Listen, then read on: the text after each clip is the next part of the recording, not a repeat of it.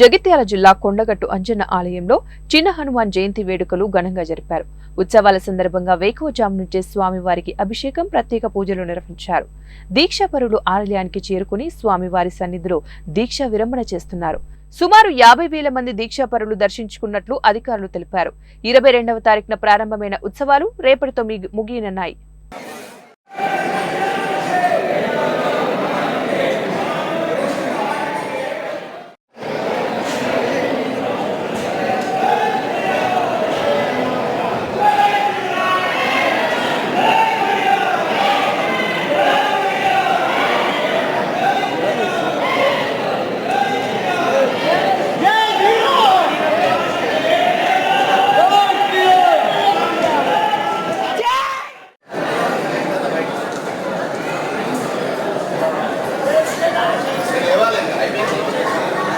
Gracias.